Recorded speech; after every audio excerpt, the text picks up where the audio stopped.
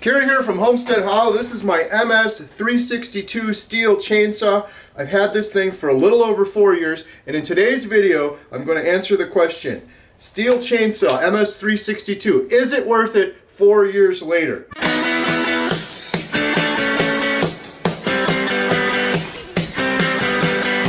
Alright, so in today's video I wanted to talk about a couple of the pros and cons of my MS362 chainsaw. A couple of the pros are, it starts up the first time every single time. I've owned many chainsaws over the years, and cheaper, less expensive ones, and they always end up having some issue. I had one I remember where it had this whole instruction manual where you had to prime it 3 times, put the choke in one position, pull it 5 times, put the choke in another position, pull it 6 times. That's crazy. With this thing, you put the choke up and you pull it, and usually on the second or third time it starts up right away. The other pro with my MS362 is it's so powerful. I could just cut through this tree like nothing. It is an extremely powerful and strong saw, noticeably so compared to the other saws I've had over the years. Especially when you get into some larger trees. This one isn't very large, but you get into something with a bigger trunk. When I have the 20-inch bar on that thing, it cuts through and it doesn't have any problem in terms of power. Another pro is the durability and the ruggedness of the saw. I've had the saw for almost 5 years now, and I beat the crap out of it. It's fallen out of the back of the pickup truck. I've gotten it pinched. Quick interruption, are you guys enjoying this video? I hope you are. We worked really hard on it. Do you like my HomesteadHow shirt? We're randomly giving away one of these shirts. All you have to do is leave a comment down below. Also, leave us a thumbs up. Share this video on Facebook. It really helps us. But we're going to randomly pick someone from the comments, and they're going to win one of these HomesteadHow t-shirts. We're going to do it every month, so make sure to leave plenty of comments. And now back to the video. In the tree, and then the tree falls over, and half the tree falls on it, and the thing starts up every time. It's never broken.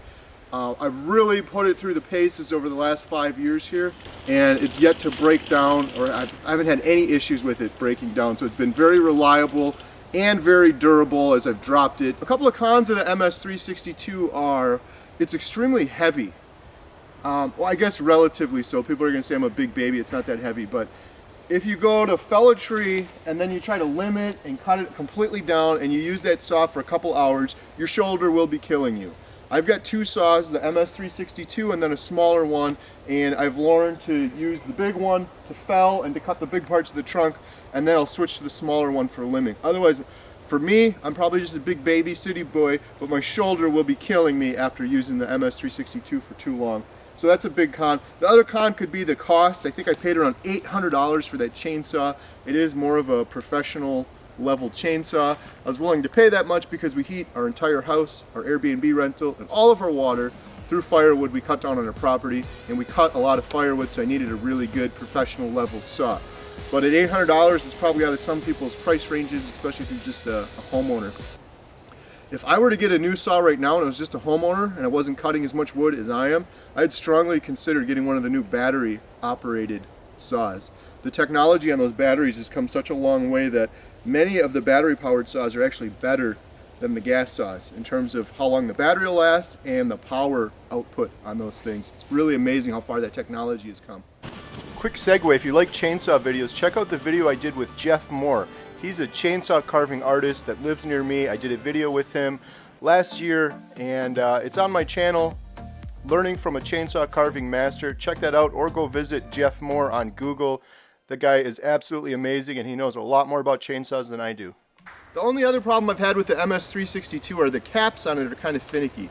The fuel cap, and then where you put the bar and chain oil in. After a couple of years, I noticed last year, they're really touchy. I think I'm missing like a notch or something from one of them, but you have to sit there and mess around with it for it to seat properly. So I'll get it in there and then I'll close it down, but then I don't want to pop back out. So that's the only issue I've known. I probably just need some new caps on it after a couple of years. But other than that, it's a great saw, and after using it for 4 or 5 years, I would definitely, if I could go back in time and change my mind and not purchase it, I wouldn't do that. I'd still get the saw. It's a great saw. It's held up well for us, and I'm going to use it for many years to come. Thanks a lot for watching. I hope you guys enjoyed that video.